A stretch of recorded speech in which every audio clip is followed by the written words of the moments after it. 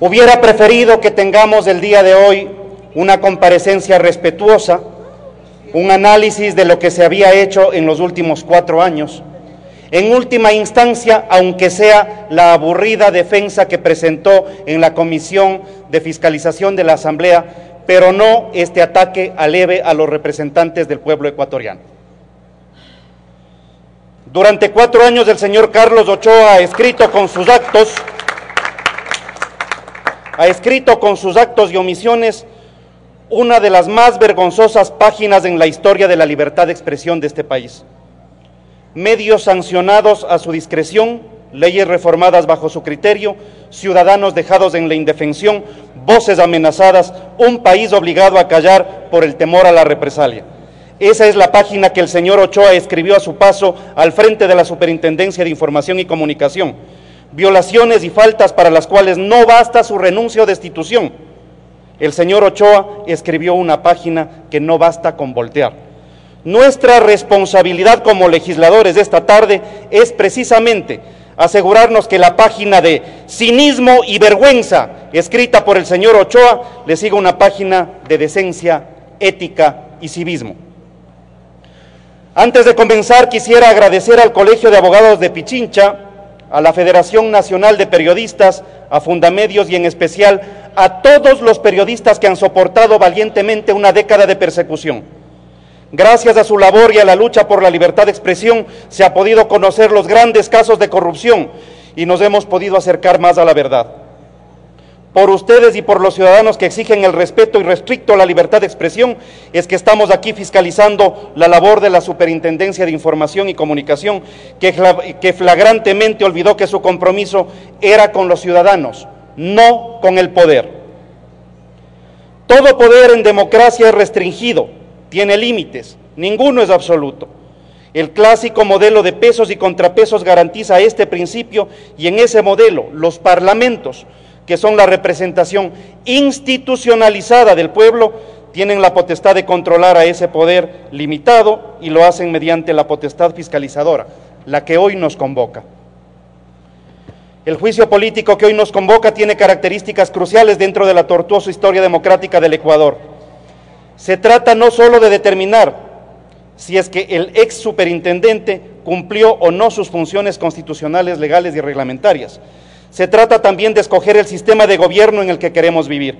Se trata de si le damos a la libertad de expresión el rango que tiene para la convivencia y la vigencia democrática o si optamos por un modelo diferente. Se trata de si la defensa de los derechos humanos es un tema únicamente de la legislación interna o si garantizamos la vigencia plena del derecho internacional de los derechos humanos.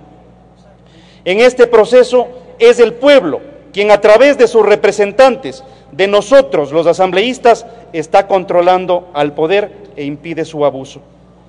Por esta razón, para revalorizar la facultad fiscalizadora, es que esta convocatoria de enjuiciamiento político es fundamental.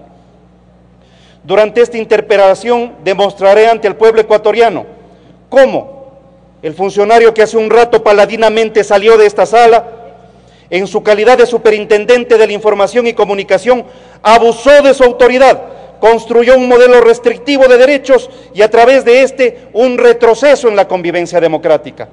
Aquí no debe entenderse que este es un incidente o una disputa política entre oposición y gobierno. No voy a quedarme atrapado en esa lógica. Mostraré cómo ese modelo restrictivo es malo para la democracia, lo use un funcionario de derecha como uno de centro o uno de izquierda. Este juicio político se trata de la defensa de principios, valores y normas que deben tener vigencia plena en una sociedad democrática y republicana. El caso que nos atañe es de fundamental importancia, también por el tema del que se trata. Estamos frente a un caso del ejercicio, la garantía, la promoción de un derecho humano, el derecho a la libertad de expresión. Esa libertad que el ciudadano Ochoa debía cuidar, pero hizo exactamente lo contrario al establecido en el artículo 1 de la Ley Orgánica de Comunicación, que dice haber defendido. Solo tenía que desarrollar, proteger y regular los derechos de la comunicación de los ecuatorianos. Solo ese artículo tenía que cumplir y no lo hizo. Tratándose de esta materia, el análisis y la interpretación del caso no solo debe reducirse a la legislación nacional, debe extenderse al derecho internacional de los derechos humanos, tal como lo establecen los artículos 3, 10, 172, 417, 424, 425 y 426 de la Constitución, rama del derecho que es la consecuencia de los atentados a los derechos humanos más atroces que recuerda la humanidad. Luego de constatar los resultados de eventos históricos dramáticos, se concluyó que el poder de un Estado no es absoluto, aún dentro de su territorio, que el ejercicio de ese poder debía sujetarse a normas comunes que impidieran que las experiencias traumáticas se repitieran y que los ciudadanos tuvieran una herramienta para defenderse de los abusos de los Estados. Las funciones de la superintendencia están dentro del ámbito del derecho humano a la libertad de expresión y por lo tanto le son exigibles no solo la observancia de normas nacionales, sino también las internacionales de protección de los derechos humanos, sus doctrinas y estándares. Y tanto es así que la misma Constitución obliga a los funcionarios a hacerlo, siempre en defensa de los ciudadanos. Eso dice el artículo 11, numeral 3 de la Constitución, el mismo que tampoco cumplió y por la cual está siendo interpelado. El licenciado Ochoa abusó de la autoridad que la ley le asignó, desvió ese poder para beneficiar su subjetividad y al hacerlo incumplió sus obligaciones constitucionales, legales y reglamentarias. Vamos a recordarle al señor Ochoa todas las vejaciones a la libertad de expresión y demás derechos en el ejercicio de su cargo. El señor Ochoa atentó contra el derecho a la libertad de expresión consagrado en el artículo 66 de la Carta Magna, en la Convención Americana sobre Derechos Humanos, en el Pacto Internacional de los Derechos Civiles y Políticos y otros instrumentos válidamente ratificados por el Estado ecuatoriano. Esto lo hizo interpretando extensivamente las normas que les correspondía aplicar, como en el caso Teleamazonas. Bajo el sistema constitucional ecuatoriano, el Estado no tiene derechos, tiene potestades. En ese orden de ideas es esencial comprender que los ciudadanos tienen derechos y el Estado la obligación de garantizarlos. Cualquier atentado a esa lógica es, en esencia, un atentado a los principios fundantes de nuestro Estado. En consecuencia, resulta incongruente con el modelo constitucional ecuatoriano y con la esencia misma de los derechos humanos, que son contrapunto para el poder, el hecho de que el propio Estado pueda activar al Estado para protegerse de las acciones de los ciudadanos, desvirtuando toda doctrina de derechos humanos. Esto es exactamente lo que el señor Ochoa hizo en el caso Teleamazonas. En este caso recientemente resuelto por parte de la justicia constitucional en contra del señor Ochoa, se refleja claramente la visión que este señor tuvo en su cargo y del ejercicio de la libertad de expresión. El proceso es tan significativo y emblemático que podría dar para enseñar dentro del claustro académico las diversas formas de abuso de poder en desmedro de las libertades ciudadanas. En tal caso, dentro de un espacio de opinión del canal, la asambleísta Lourdes Cuesta se pronunció respecto de la Ley Orgánica de Comunicación, de la Superintendencia y, por supuesto, del trabajo del señor Ochoa como superintendente. Tales opiniones, como en efecto fueron una crítica al sistema, desencadenaron una serie de consecuencias jurídicas punitivas al canal de televisión, el cual fue hecho responsable por la opinión de terceros.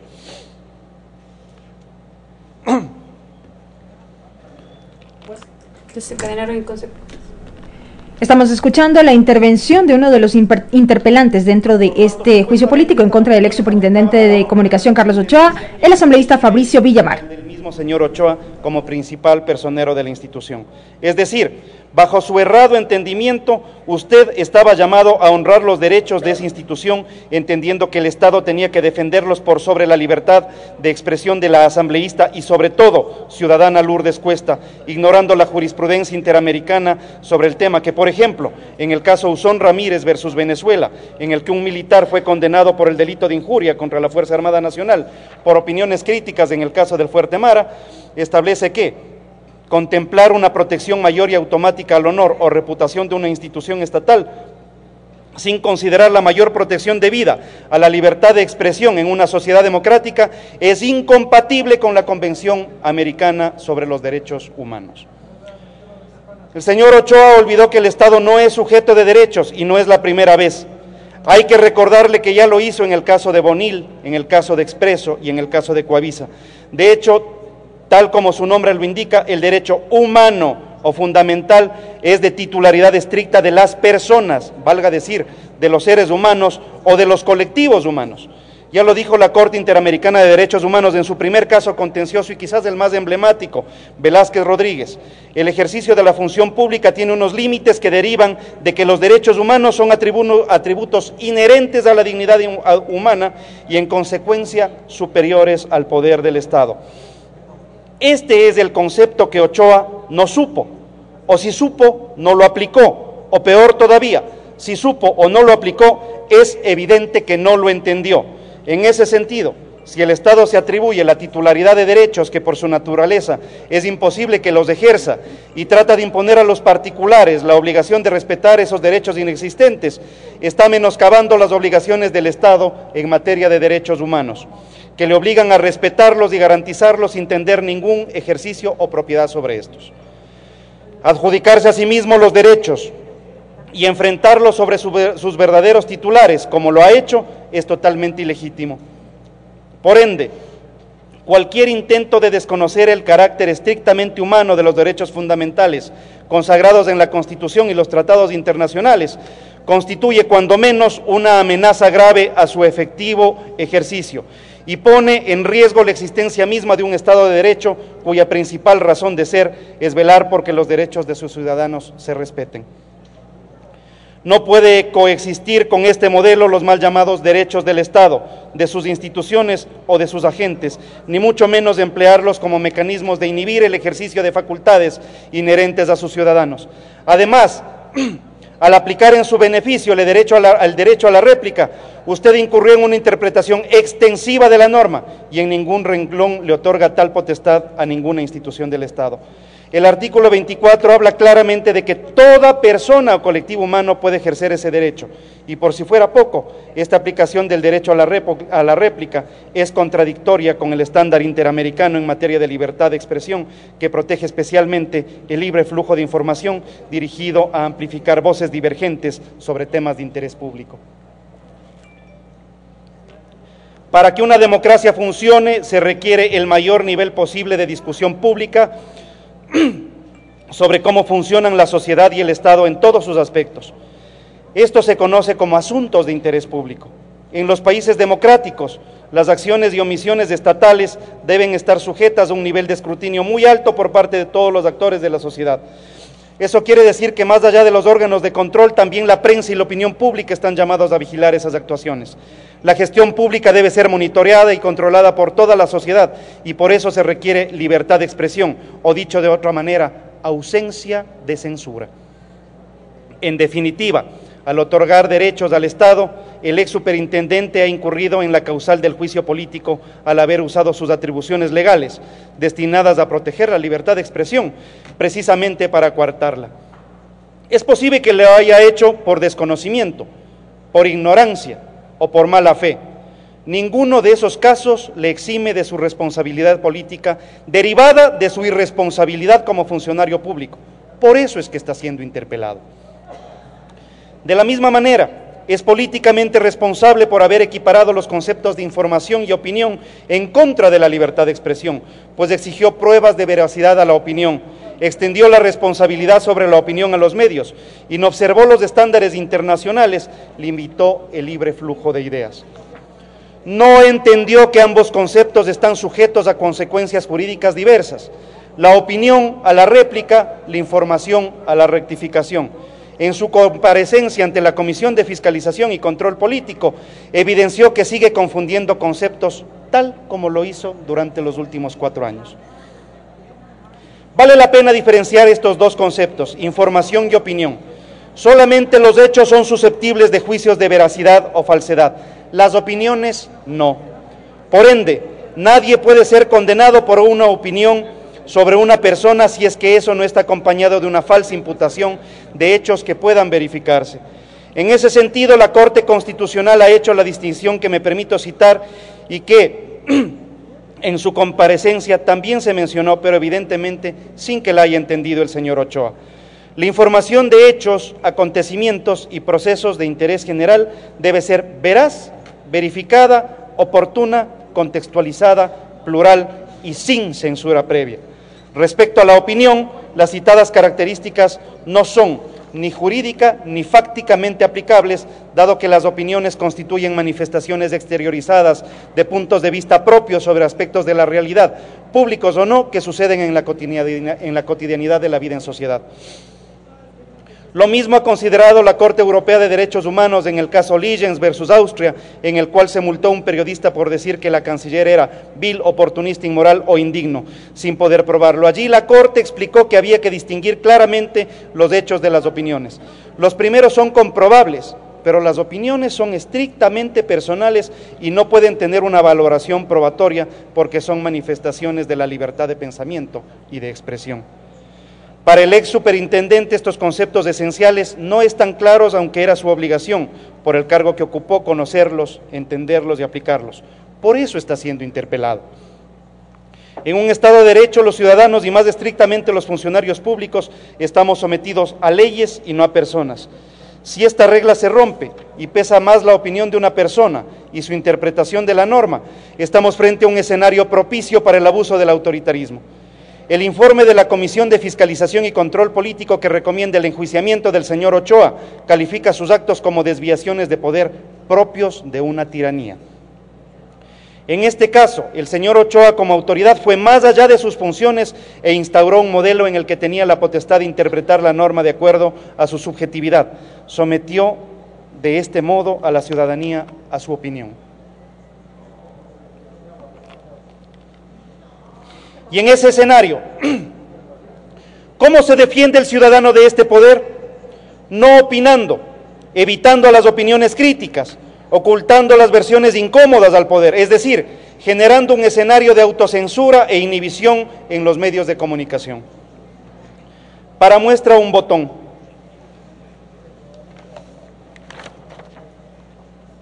Aquí está la portada del periódico El Comercio del 5 de abril del 2015, en el cual se revelaba el costo real del proyecto Coca-Cola Sinclair.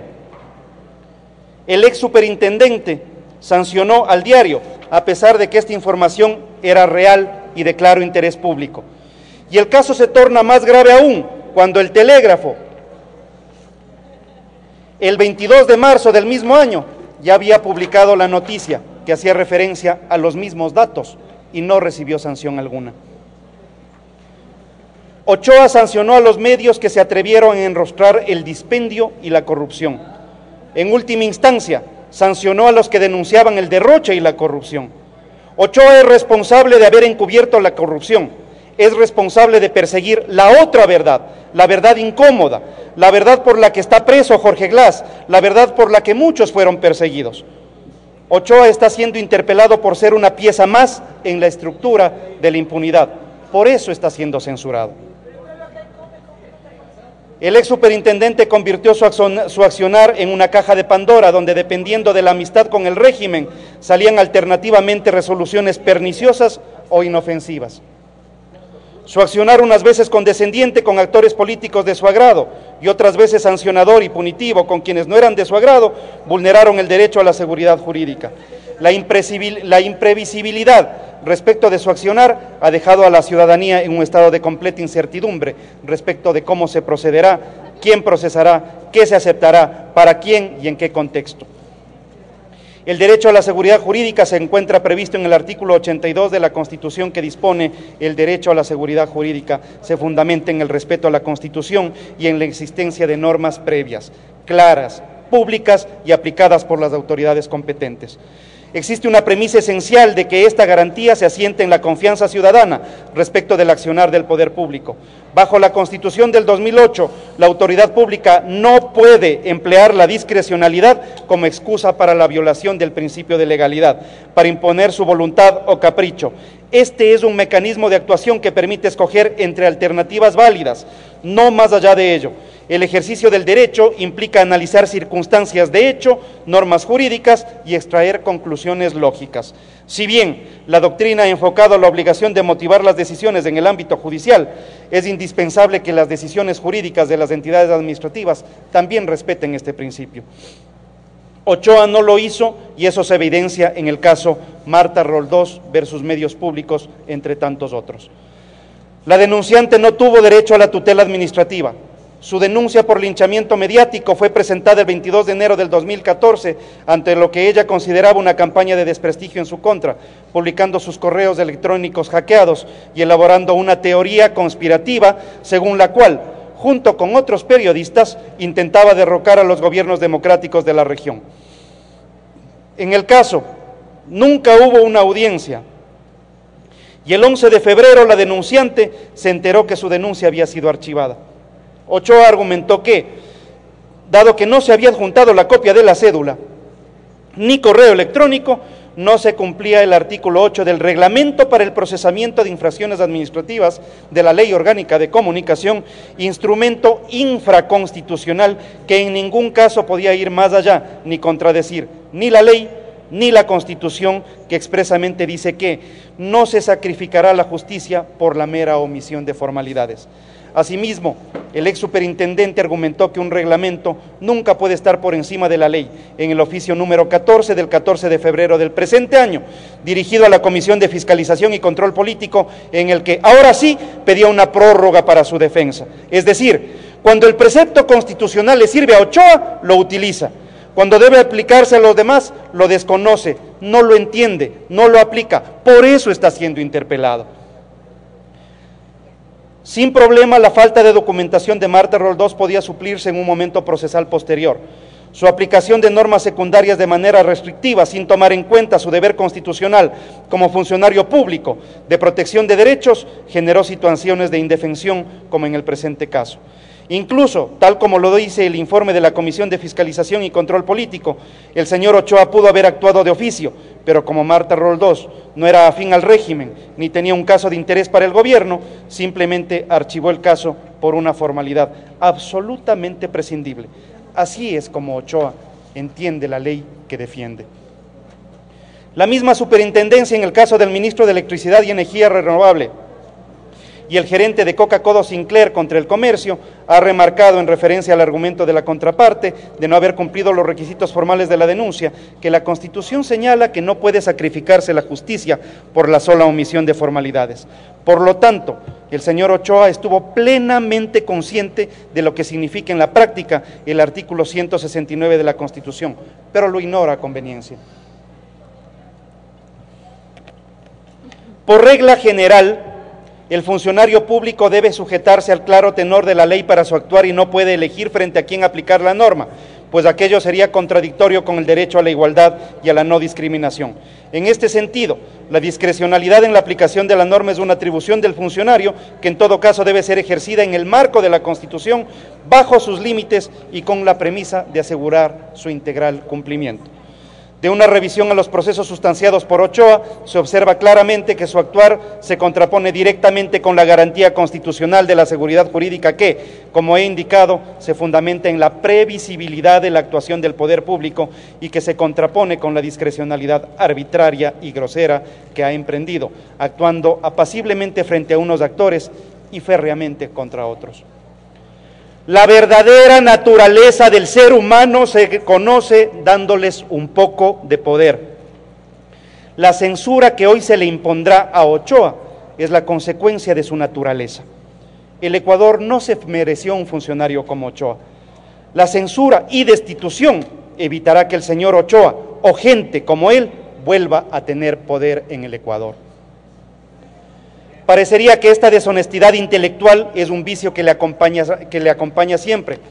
Así lo demostró en su comparecencia a la Comisión de Fiscalización y Control Político. Allí,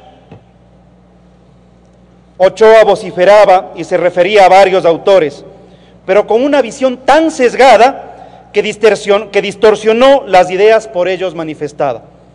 Por ejemplo, suele citar constantemente a Kapuczynski. Le quisiera recordar que el afamado periodista polaco también ha dicho que si entre las muchas verdades eliges una sola y la persigues ciegamente, ella se convertirá en falsedad y tú en fanático. Lea completo a Kapuczynski, señor Ochoa. Su par en Colombia, Beatriz Quiñones, de acuerdo a su intervención, ha dicho que es erróneo que los medios piensen que la imposición de normas por parte de los entes reguladores se acerca a la censura. Sin embargo, enfáticamente ella explica que si bien regular es una necesidad, o un requisito, es necesario escuchar a quien no queremos escuchar y que los gobiernos necesitan aprender a tolerar ideas diferentes y no dedicarse a censurar. Conocer este otro lado de aquellos autores que parecen ser sus referentes es algo que le hubiera sido de mucha utilidad en su gestión al señor Ochoa. Citar solo lo que le conviene también es una forma de corrupción, es una forma de deshonestidad y de la peor clase, la deshonestidad intelectual. Por eso no se le puede interpelar. Esa deshonestidad intelectual no lo destituye, pero evidentemente lo deshonra, lo desacredita entre los periodistas que él mismo persiguió. Su deshonestidad intelectual lo terminará aislando. Eso es lo que el señor Ochoa se merece. En esa gestión en que la sociedad se sometió al poder de una persona, del señor Ochoa y no de las normas, la estabilidad de las reglas del juego, su aplicación general y cierta se pusieron en duda. Se construyeron incentivos errados. El incentivo de un medio no puede ser su cercanía al poder para evitar sanciones, llamados de atención o acoso. Cuando el incentivo es acercarse al poder, se genera un efecto inhibitorio y de autocensura que perjudica la libre circulación de ideas. Todo lo dicho fundamenta con creces la imputación mediante este juicio político, pues, insisto, su más alto deber como funcionario público consistía en respetar los derechos constitucionales de los ciudadanos, por lo cual deberá ser políticamente responsable, porque este es el juicio político de los ecuatorianos que buscan la libertad de expresión, de los ecuatorianos que queremos que exista libertad de prensa, de aquellos ecuatorianos que entienden que la libertad de expresión no solo cobija las expresiones agradables, sino que está precisamente para proteger a aquellas que ofenden, que chocan, que resultan ingratas o perturban al Estado o a cualquier sector. La amenaza de la multa, la falta de certeza de cómo se ha de aplicar la norma, la discrecionalidad en la aplicación y su desproporcionalidad generaron desconfianza en los actores de la comunicación. Nuevamente el mensaje fue claro: ser amigo del poder permite un trabajo normal y sin sobresaltos, sin multas. No hacer lo que al poder le molesta. Nuevamente el ciudadano sometido no a leyes sino a personas. Nuevamente el fundamento del Estado de Derecho en duda y nuevamente la mejor solución frente a este escenario, la autocensura, la inhibición. Como si esto fuera poco, esa superintendencia se usó a sí misma para reclamar en contra de medios por opiniones a las que buscó someter a pruebas de verdad, emitidas por un tercero que fue invitado a un programa de opinión. Es decir, en un solo caso, en el de Teleamazonas, vemos condensado todo el modelo que el señor Ochoa estructuró y que, como queda demostrado, genera restricción de derechos. En este caso, el superintendente incorporó en la acción la defensa de su honra, a su criterio vulnerada en el espacio de opinión, es decir, el superintendente activó a la institución que dirige para defender un derecho personalísimo, su honra. Usó a la institución para defender sus propios intereses e incumplió flagrantemente la orden que le da la Constitución: abstenerse de resolver en los casos en que entren en juego sus propios intereses, artículo 232 de la Constitución. Ochoa se permitió insinuar que mi colega asambleísta Cuesta debería leer la ley, cuando él evidentemente no leyó la Constitución, especialmente la parte que le prohíbe intervenir en casos en que un funcionario público tenga intereses. Ahí no leyó, no entendió, no digirió el texto constitucional. Su aberrante entendimiento de lo que puede o no debe hacer un funcionario le lleva a la censura. El señor Ochoa deshonró el periodismo y el servicio público. El señor Ochoa falló en un caso en el que estaba en discusión su derecho personalísimo a la honra. Estaba en condiciones de fallar en un caso en el que él ya había, al activar el proceso, manifestado su opinión. ¿No vulnera eso la presunción de inocencia? Evidentemente que sí. Se lo podrá decir cualquier estudiante de Derecho de primer año, pero a estas alturas ya es muy tarde para el que el señor Ochoa lo entienda. La ética obliga a evitar los conflictos de intereses. Obliga a que un funcionario que no se beneficie del cargo para resolver casos en los que está involucrado. Esa norma ética, en un inicio, se convierte en norma constitucional y de obligatorio cumplimiento, pues consta en el artículo 232 de la Constitución. El superintendente, quizás creyendo que su circunstancial poder no estaba sujeto a control, incumplió la norma, se benefició de su propio fallo y vulneró un principio elemental de ética. Sin embargo, fue más allá. Su actuar fue más descarado, no solo incumplió normas, sino que las fabricó. La superintendencia gastó más de $80,000 en imprimir 300,000 leyes de bolsillo en las que existe un error. Públicamente Ochoa manifestó, comillas, esta ley de bolsillo lo único que hizo fue generar un arreglo. En vez de ser el artículo 102, se puso lo que obviamente constaba, que era el espíritu de la ley, y a lo que se refería, que era el artículo 103, cierro comillas. Más tarde cambió su versión y dijo que había sido un error de transcripción, probablemente después que sus asesores le dijeran que había confesado ante los medios el haberse arrogado funciones que no le competían, funciones exclusivas de ustedes, colegas legisladores. Pero más allá de esa omnipotencia que sentía que tenía, que le llevó tan lejos, hasta para creerse capaz de legislar, su actuación tuvo dos efectos prácticos completamente ilegales que hoy le generan la responsabilidad política. El primer efecto es que con esa libertad auto-otorgada de interpretar lo que quiso el legislador, al menos 10 medios fueron sancionados en uso del texto alterado. Todos esos medios fueron sancionados por no tener representación de al menos un porcentaje determinado de contenidos musicales producidos, ejecutados y compuestos en el Ecuador. Sin embargo, la ley oficial vigente no trataba sobre la obligación contenida en el artículo 103, sino que tan solo en la disposición transitoria sexta se mencionaba al artículo 102.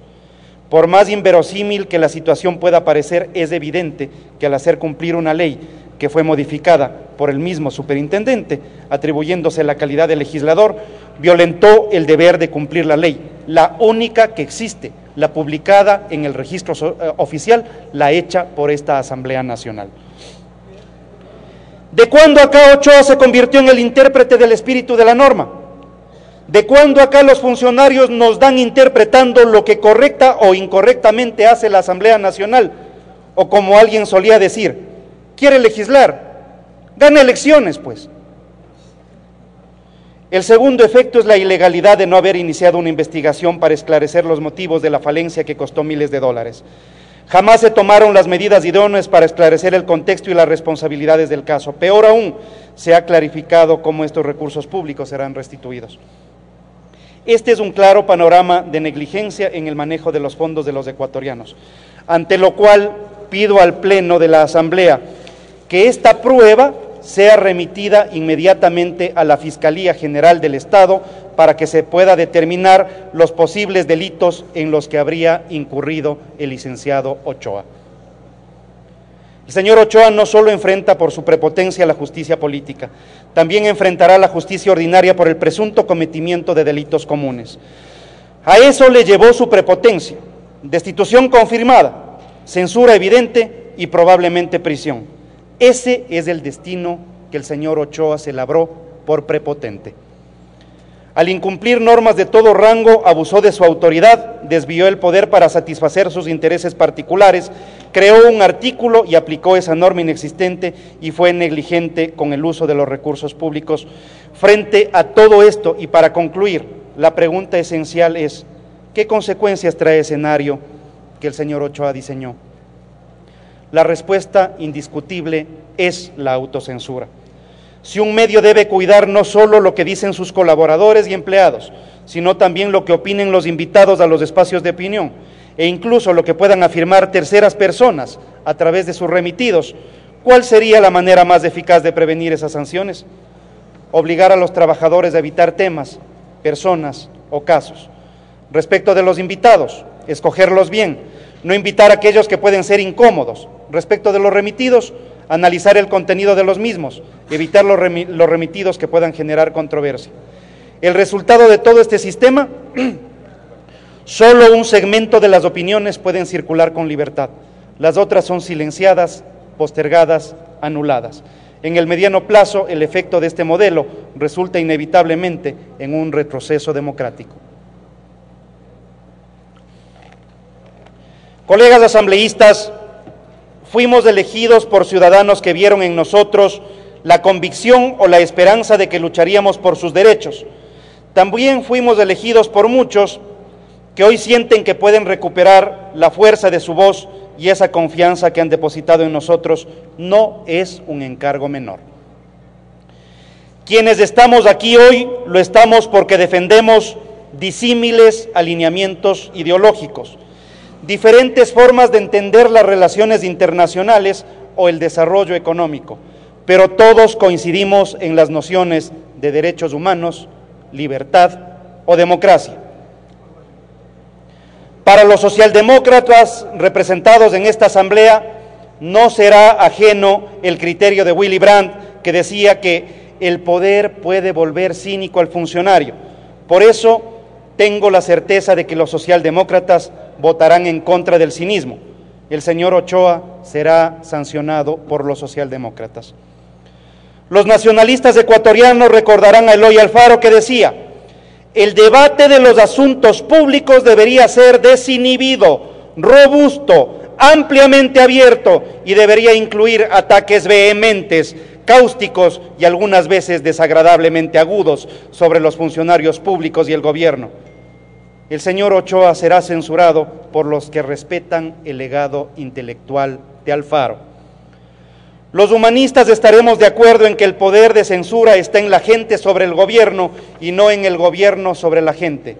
El señor Ochoa será censurado por los humanistas en esta asamblea. Pero sobre todo será censurado por los ecuatorianos, por cada periodista que sufrió su aleve paso por el poder, un poder ajeno que lo utilizó no como un obrero de la comunicación, sino como un peón en la ingrata tarea de perseguir, de multar y de sancionar. Después del día de hoy, el señor Ochoa no podrá volver a ver a la cara a los ciudadanos de bien, a los cuales amedrentó por pensar diferente. El señor Ochoa ha estado tan equivocado que no llega a entender que esta asamblea lo censure, según él, por cumplir la ley de comunicación. Esta asamblea le censura por violar derechos humanos, por prepotente, por arbitrario. Es por eso que va a ser censurado. Esta asamblea lo censura para que nunca más un mal funcionario se crea prevalido de la verdad absoluta. Hoy esta asamblea recupera la facultad de fiscalización al tiempo de recuperar la libertad de expresión para todos los ecuatorianos. El señor Ochoa nunca más volverá a avergonzar a la República. Señores asambleístas. Escuchábamos al asambleísta por Creo, Fabricio Villamar, uno de los interpelantes de este juicio político.